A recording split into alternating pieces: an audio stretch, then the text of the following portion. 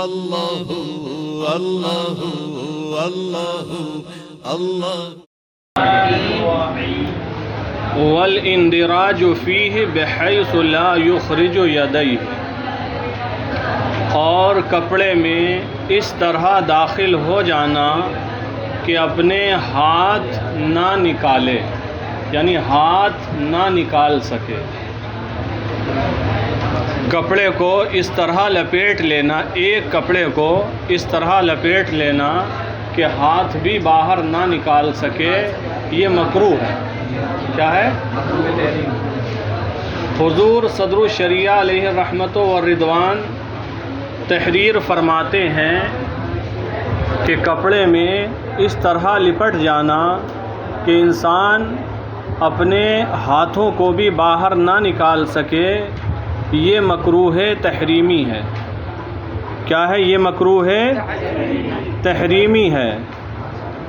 اور اعلی حضرت رضی اللہ تعالی عنہ فرماتے ہیں کہ یہ دشمن سے بچنے کے لیے ہے۔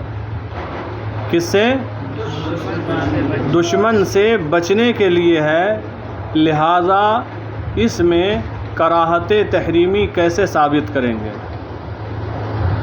تو فتاوی رضویہ شریف میں اس کے حوالے سے جو ہے مکروہ تنزیہی ہے۔ کیا ہے؟ مکروہ تنزیہی۔ کیونکہ اگر آپ ایک کپڑے میں لپٹ کر نماز پڑھ رہے ہیں، ہاتھ بھی باہر نہیں نکال پا رہے ہیں، اگر اچانک کوئی دشمن حملہ کر دے تو آپ کیسے بچیں گے؟ تو وہ فرمایا یہ دشمن سے بچنے کے لیے ہے، لہذا کراہت تحریمی کیسے ثابت کریں گے؟ یعنی یہ مکروہ تنزیہی ہے، اور حضور صدر الشریعہ نے لکھا ہے کہ مکروہ تحریمی۔ والاندراج فیہ بحیث لا یخرج یدیہ، اور کپڑے میں اس طرح لپٹ جانا کہ اپنے ہاتھوں کو بھی نہ نکال سکے۔ وجعل الثوب تحت ابطہ الایمن وطرح جانبیہ علی عاتقہ الایسر۔ دیکھیں، اور کپڑے کو اپنی داہنی بغل کے نیچے سے ڈالنا، اور کپڑے کو اپنی داہنی بغل کے نیچے سے ڈالنا، اور دونوں کناروں کو اپنے بائیں کندھے پر ڈال دینا، یوں۔ اور کپڑے کو اپنی داہنی بغل کے نیچے سے، اور پھر دونوں کناروں کو، ایک دیکھو پیچھے سائڈ میں جا رہا ہے، ایک آگے سائڈ میں، دونوں کناروں کو بائیں کندھے پر ڈال دینا، یہ بھی کیا ہے؟ مکروہ ہے۔ کیا ہے؟ مکروہ ہے۔ کون سا مکروہ ہے؟ مکروہ تنزیہی۔ کیا ہے؟ مکروہ تنزیہی۔ سمجھ میں آ گئی بات؟ وجعل الثوب تحت ابطہ الایمن، اور کپڑے کو اپنی دائیں بغل کے نیچے سے ڈالنا، وطرح جانبیہ، اور اس کے دونوں کناروں کو ڈالنا، علی عاتقہ الایسر، اپنے بائیں کندھے پر، یہ مکروہ ہے۔ لیکن کون سا مکروہ ہے؟ مکروہ تنزیہی ہے۔ والقراءۃ فی غیر حالت القیام، اور حالت قیام کے علاوہ میں قراءت کرنا۔ قراءت کہاں ہے؟ حالت قیام میں ہے۔ اس کے علاوہ مثلا رکوع میں قراءت کرنا یا سجدے میں قراءت کرنا، یہ کیا ہے؟ مکروہ ہے۔ کیا ہے؟ اب یہ تو واضح نہیں کیا ہے کہ کون سا مکروہ ہے، تو یہ مکروہ تحریمی ہے۔ مکروہ تحریمی ہے۔ کون سا مکروہ ہے؟ مکروہ تحریمی ہے۔ والقراءۃ فی غیر حالت القیام، اور حالت قیام کے علاوہ میں قراءت کرنا بھی مکروہ ہے۔ وإطالة الركعة الأولى في التطوع، وإطالة الركعة الأولى، اور پہلی رکعت کو طویل کرنا، لمبا کرنا، پہلی رکعت کو لمبا کرنا، فی التطوع، نماز نفل میں، نماز نفل میں اور سنت میں۔ تطوع شامل ہے نوافل اور سنن کو، تو تطوع میں پہلی رکعت کو لمبا کرنا مکروہ ہے۔ جی تطوع میں نوافل میں پہلی رکعت کو لمبا کرنا مکروہ ہے. اور کون سا مکروہ ہے؟ مکروہ تنزیہی ہے. کون سا ہے؟ اب کوئی کہہ کے دکھائے تحریمی ہے. مکروہ تنزیہی ہے. دونوں رکعتیں برابر ہونا چاہیے. اور اگر تھوڑا سا فاصلہ ہو، تھوڑا سا فرق ہو تو اس کی گنجائش ہے. اور کتنا بڑھانے پر یہ کہا جائے گا کہ یہ رکعت لمبی ہو گئی اور کتنے بڑھانے پر لمبی نہیں ہوگی، یہ بھی ہم بتائیں گے. وَإِطَالَةُ الرَّكْعَةِ الْأُولَى فِي التَّطَوُّعِ، اور تطوع میں، نوافل میں، سنن میں پہلی رکعت کو لمبا کرنا مکروہ ہے. کون سا مکروہ؟ تنزیہی ہے، تحریمی نہیں ہے. وَتَطْوِيلُ الثَّانِيَةِ عَلَى الْأُولَى فِي جَمِيعِ الصَّلَوَاتِ، اور دوسری رکعت کو پہلی رکعت پر لمبا کرنا تمام نمازوں میں مکروہ ہے، چاہے فرض ہو، سنت مؤکدہ ہو، واجب ہو، غیر مؤکدہ ہو، نوافل ہو. دوسری رکعت کو پہلی رکعت سے لمبا کرنا تمام نمازوں میں یہ کیا ہے؟ مکروہ ہے. کیا ہے؟ اور کون سا مکروہ ہے؟ مکروہ تنزیہی ہے. بات سمجھ میں آ گئی؟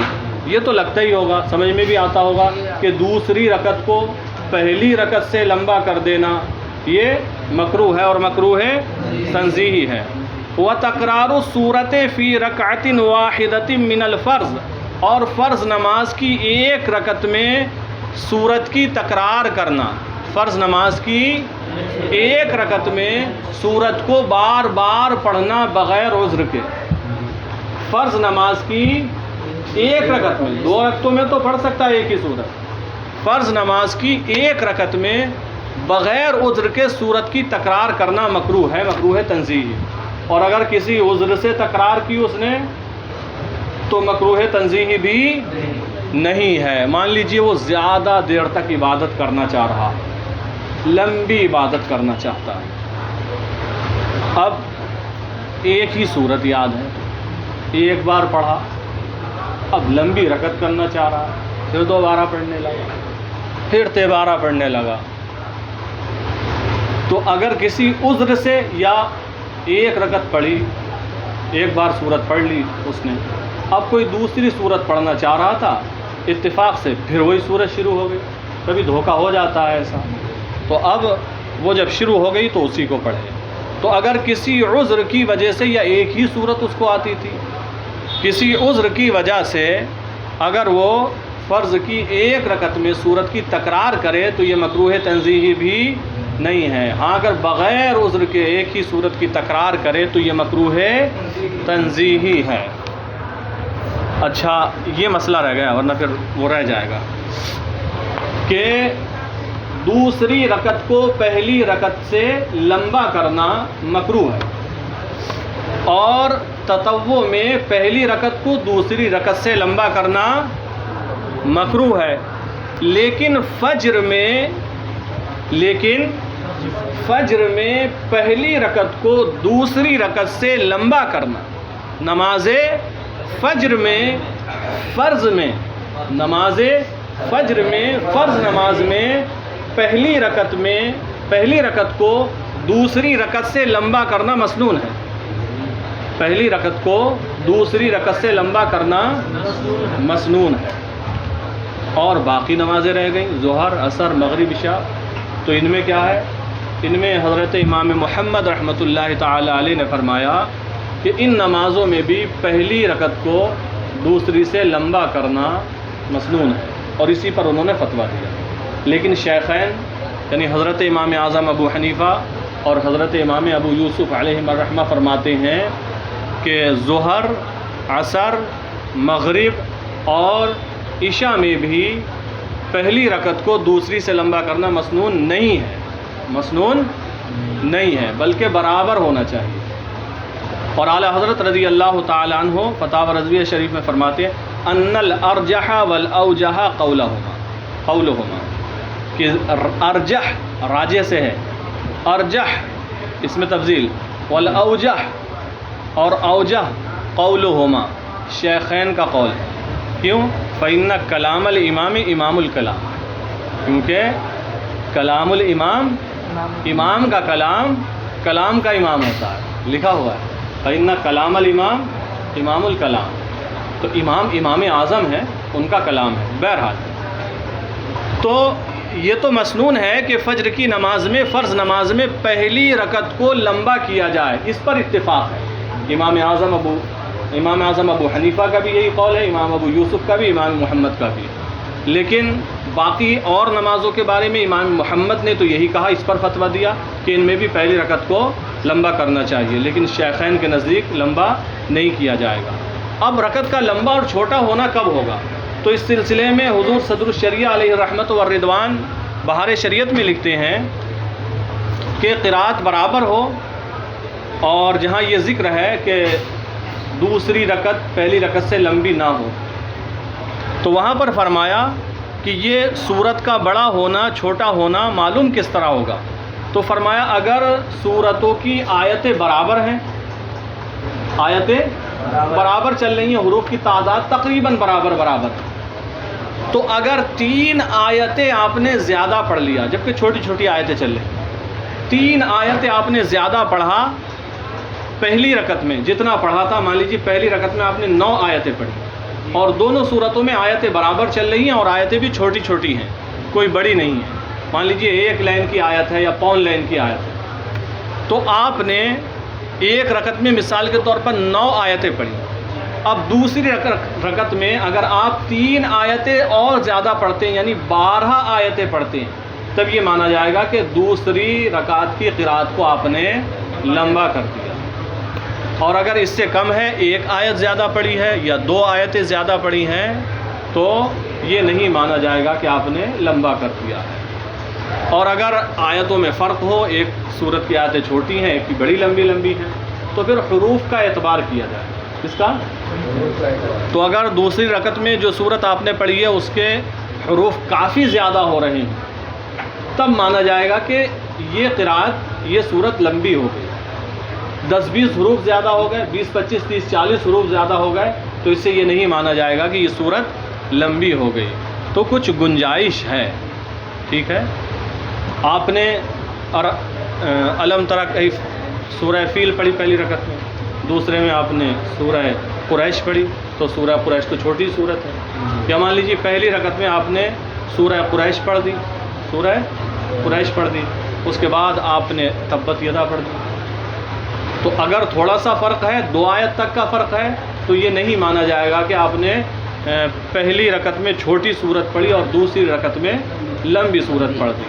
جیسے آپ نے ایک میں پڑھی والعصر، دوسرے میں پڑھ دی انا اعطینا، تو والعصر تو لمبی ہے، یا آپ نے انا اعطینا پڑھ دی، یا پڑھی والعصر ایک میں اور دوسرے میں قل هو اللہ پڑھ دی، دوسرے میں قل هو اللہ احد پڑھ دی، تو اگر 3 آیتوں تک کا فرق ہوتا ہے تب مانا جائے گا کہ یہ صورت بڑی ہو گئی، اور اگر اس سے کم فرق ہے تو صورت بڑی نہیں ہوگی۔ چلیں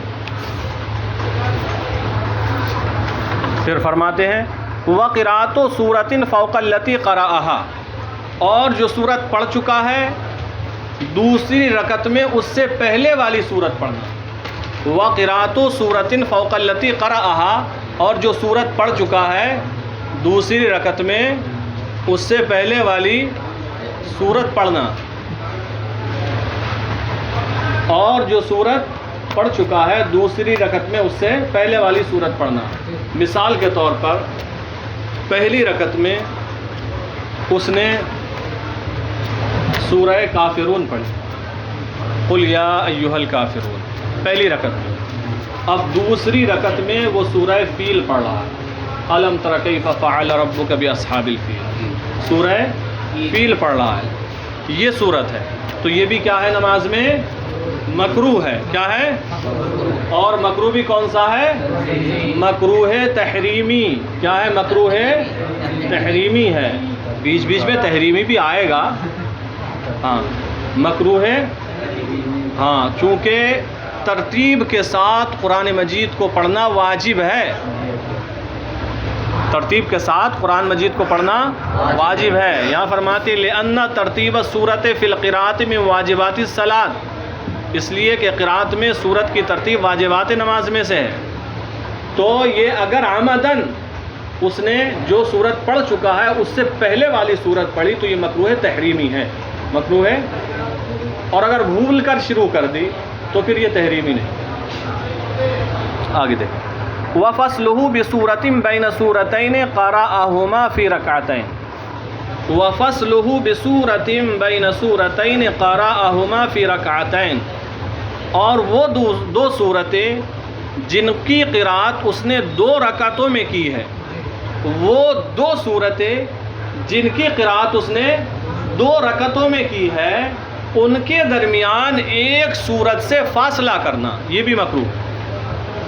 وہ 2 صورتیں جن کی قرأت 2 رکعتوں میں کی ہے، ان کے درمیان ایک صورت سے فاصلہ کرنا مکروہ.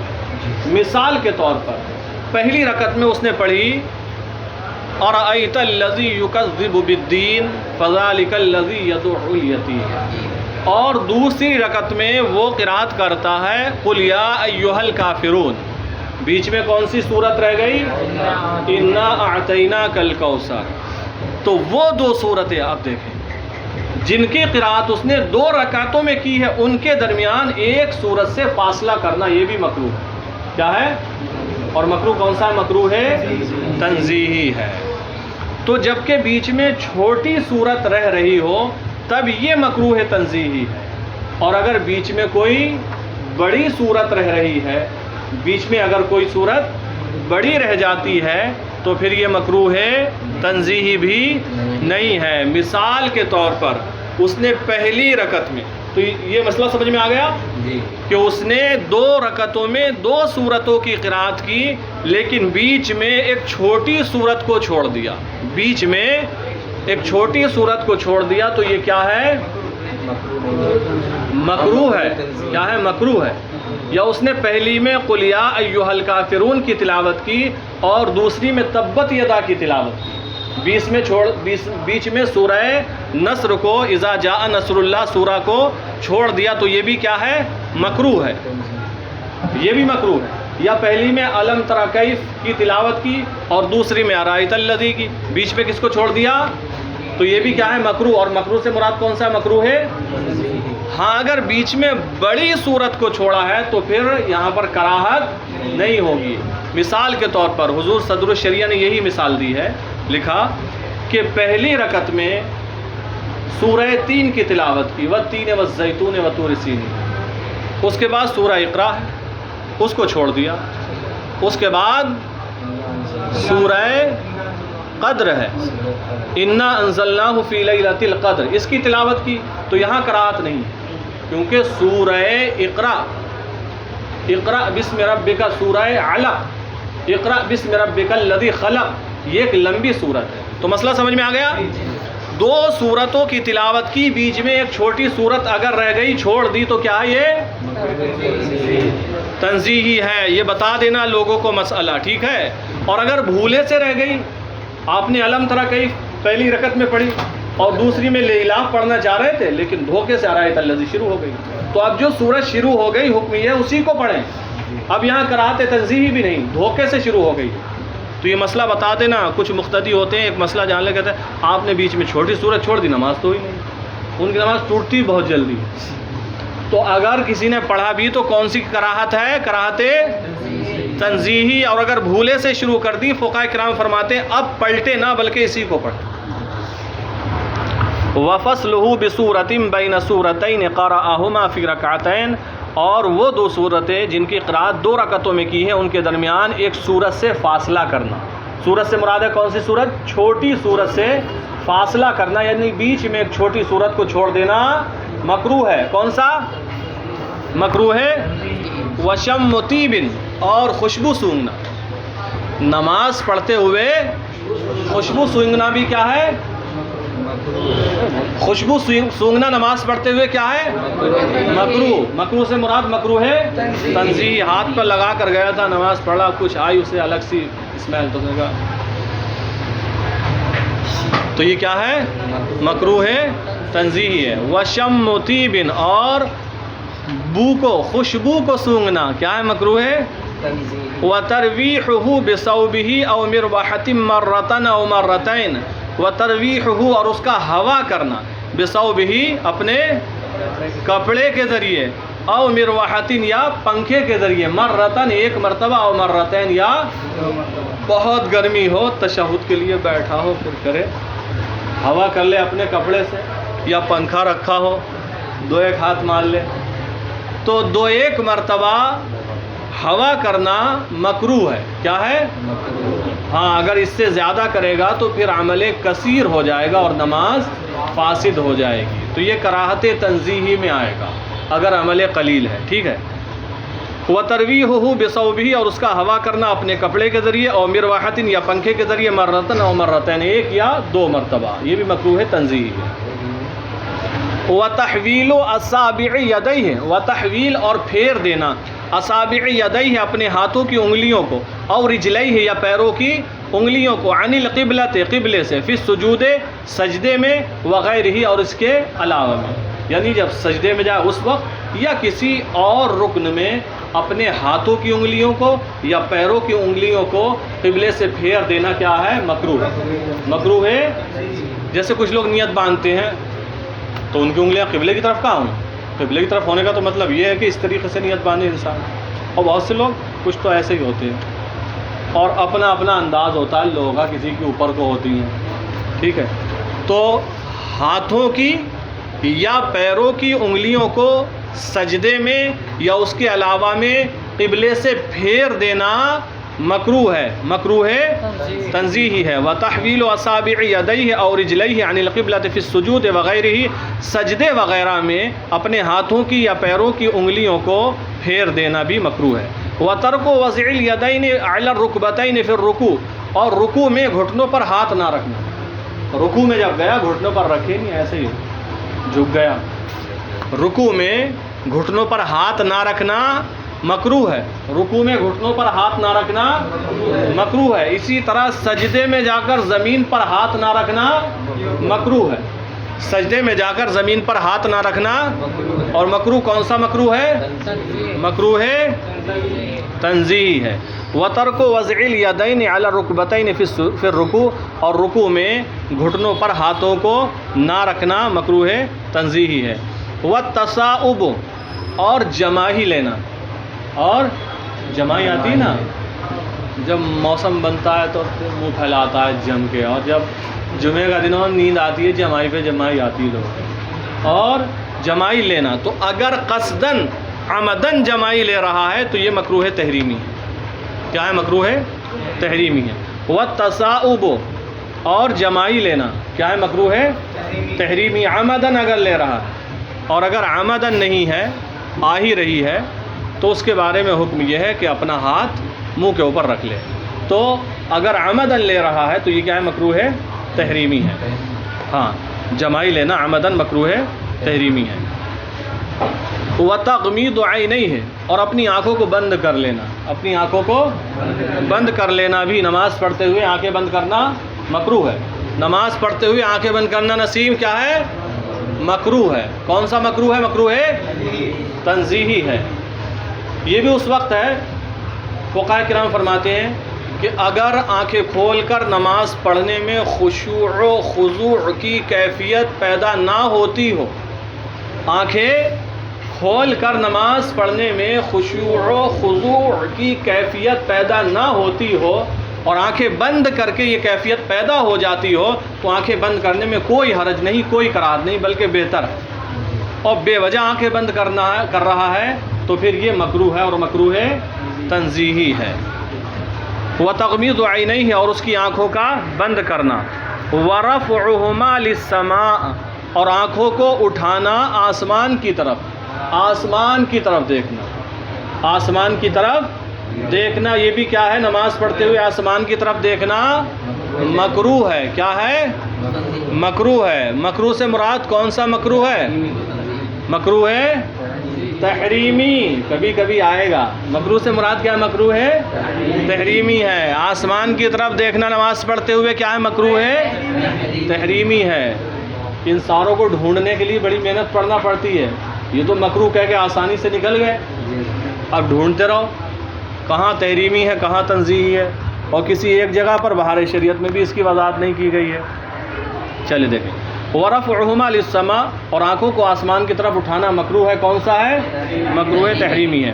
والتمتی، اور انگڑائی لینا، اور توصیف کیسے؟ یہ تو ایسے کر رہا ہے، اور انگڑائی لینا، الگ الگ انداز، الگ الگ موقع ہوتا ہے، بیٹھے ہوئے الگ آتی ہے، کھڑے ہو کر الگ، اور لیٹے لیٹے الگ آتی ہے، سینہ آگے نکال دیا، پیر ادھر کو پھیلا دیا، ہاتھ کھڑے کر دیے، تو انگڑائی لینا کیا ہے؟ مکروہ تنزیہی ہے۔ انگڑائی لینا کیا ہے؟ مکروہ ہے، اگر آ رہی ہے تو ٹھیک ہے۔ والتمتی، اور انگڑائی لینا مکروہ تنزیہی ہے، ٹھیک ہے، مکروہ تنزیہی ہے۔ والعمل القلیل، اور عمل قلیل بھی کیا ہے؟ مکروہ اینی ون، کوئی بھی ہو، عمل قلیل اگر ہے تو مکروہ تنزیہ، اور اگر عمل کثیر ہو گیا تو وہ مفسد نماز ہو جائے گا۔ وَأَخْذُ، یہ عمل قلیل کی مثال ہو جائے گی جو آگے آ رہی ہے۔ وَأَخْذُ قَمْلَةٍ وَقَتْلُهَا، اور جوں پکڑ کر مار دینا۔ وَأَخْذُ قَمْلَةٍ، اور جواں پکڑنا، وَقَتْلُهَا، اور اس کو قتل کر دینا، اور جوں پکڑ کر مار دینا یہ بھی کیا ہے؟ مکروہ تنزیہی ہے۔ اور اگر لین لگا دے، پکڑ پکڑ کے ہی مارتا رہے تو پھر وہ عمل کثیر ہو جائے، ٹھیک ہے۔ عمل قلیل کے ساتھ اگر جوں پکڑ کر مار دی تو یہ مکروہ تنزیہی ہے۔ وَأَخْذُ قَمْلَةٍ وَقَتْلُهَا، اور جوں پکڑ کر مارنا مکروہ ہے، مکروہ تنزیہی ہے۔ وَتَغْطِيَةُ أَنْفِهِ وَفَمِهِ، اور اپنی ناک اور منہ کو ڈھک لینا، اپنی ناک اور منہ کو ڈھک لینا یہ بھی کیا ہے؟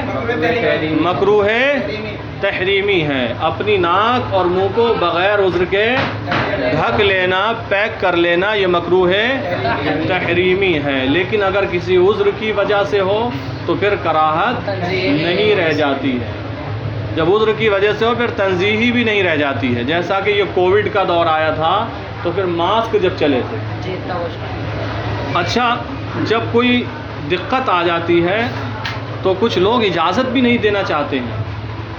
میں مورشش میں تھا تو جب یہ حالات آئے تو پوچھا گیا مسئلہ کیا ہے، تو ہمارے یہاں ہر منگل کو درس فقہ ہوتا تھا بعد نماز عشاء، جو موقع چلتا تھا اس حساب سے مناسبت سے مسائل انہیں سمجھائے بتائے جاتے تھے۔ پھر آخر میں اجازت رہتی تھی کہ بھائی آپ میں سے جس کا جو بھی سوال ہے پوچھنا چاہتے ہیں آپ پوچھ لیجیے، آپ کو جواب دیا جائے۔ اور اگر کسی کا سوال زیادہ تفصیلی ہے یا ہمیں ضرورت ہے کہ مزید مطالعہ کریں تو وہ اگلے ہفتے کے لیے سیو کر لیا جاتا تھا کہ اگلے ہفتے اس کا آپ کا جواب دیا جائے گا۔ بہرحال تو اسی دور پھر یہ کووڈ کا زمانہ آ گیا تو میں نے حکم بیان فرمایا، الحمدللہ یہ کوئی تعریف نہیں ہے، اللہ تعالیٰ کا شکر ہے، سب سے پہلے وہاں میں نے کہ جب حالات یہ ہیں تو ان حالات میں ماسک لگا کر نماز پڑھ سکتے ہیں، یہاں پر کراہت تحریمی کا تحقق نہیں ہوگا، یہ عذر کی صورت ہے۔ اور جو صفوں میں ڈسٹینس ہو رہا تھا نا، مصلی نمازی مل کر کھڑے نہیں ہو رہے تھے، دور دور کھڑے ہو رہے تھے، جبکہ تسویہ صف مل کر کھڑے ہونا، برابر ہونا واجب ہے، صف میں برابر کھڑے ہونا، جگہ خالی نہیں چھوڑنا چاہیے۔ تو یہاں بھی عذر کی وجہ سے تھا تو یہاں پر بھی کراہت تحریمی کا تحقق نہیں ہوگا۔ تو لوگ کہنے لگے کیسے، یہ تو واجب ہے، یہ کیسے ہٹ جائے گا؟ اور بھائی جب عذر پیدا ہوتا ہے تو فرائض میں رخصت دے دی جاتی ہے، جیسے نماز میں قیام فرض ہے کھڑا ہونا، لیکن اگر عذر ہے بیٹھ کر پڑھ سکتا ہے، تو یہ بھی عذر کی صورت تھی۔ تو لوگوں کو بڑا بھاری لگ رہا، تیار نہیں تھے، اپنے بھی انڈین علماء کرام تھے وہاں۔ پھر اس کے بعد اور جگہ سے آتے گئے، استفتاء آتے گئے سب جگہ سے، پھر انہوں نے کہا اچھا چلو صحیح ہے۔ بہرحال وَتَغْطِيَةُ أَنْفِهِ وَفَمِهِ، اور اپنی ناک اور منہ کو چھپا لینا مکروہ تحریمی ہے جبکہ بغیر عذر کے ہو۔ اور چلا جائے